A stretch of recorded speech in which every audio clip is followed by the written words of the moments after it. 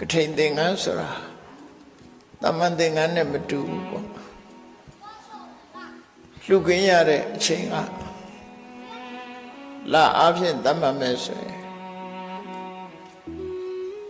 တရင်ကျော်လာပြီးကျော်တရက်ကနေပြီးတော့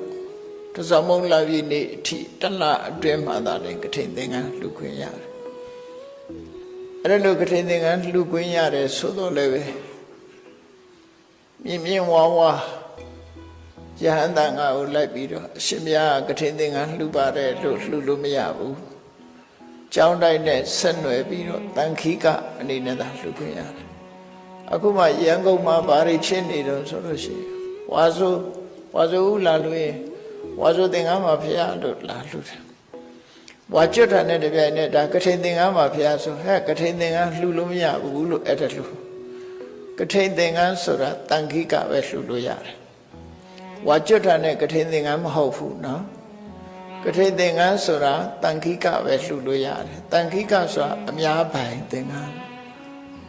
ပုဂ္ဂိုလ်တူတဲ့သွားပြီးတော့ကထိန်ခင်ဖို့ဆိုသွားလှူလို့မရဘူးဒါကြောင့်မို့တန်ခိကစစ်လှူရမှာဖြစ်တယ်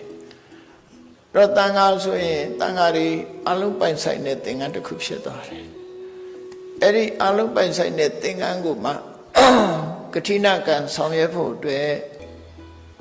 ဝိနည်းကိစ္စကျွမ်းကျင်တဲ့ကထိန်ခင်းတတ်တဲ့ယဟန်တစ်ပါးကိုတန်ခါနေပြီးတော့ကိုရောကထိန်ခင်းဖို့ဆိုပြီးပေးရမယ်ပေးတဲ့အခါကျတော့မှအဲ့ဒီယဟန်ကကထိဏကံလို့ဆိုကထိန်ခင်းခြင်းဝိနည်းကံကိုဆောင်ရွက်မှာဖြစ်တယ်အဲ့လိုဆောင်ရွက်တဲ့အခါမှာ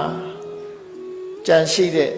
တန်ဃာတွေကအနုမောဒနာပြုတယ်အနုမောဒနာဝါမြောက်ကြောင်းထောက်ခံပြောကြားလိုက်ရင်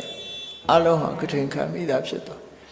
အဲ့ဒီနောက်ကျမှကထိန်အာနိသင်ဆိုရယ်ကထိန်အကျိုးကိုရတယ်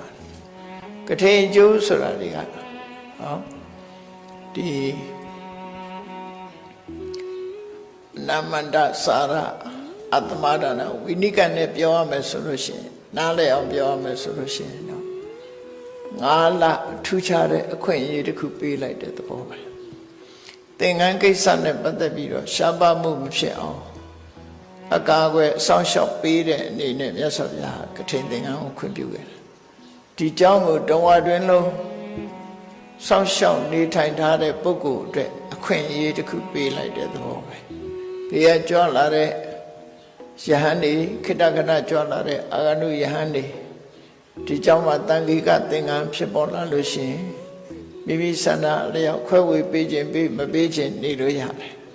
ဒီเจ้าဝါဆိုပြီးကထိန်ခင်းထားတဲ့ပုဂ္ဂိုလ်သာ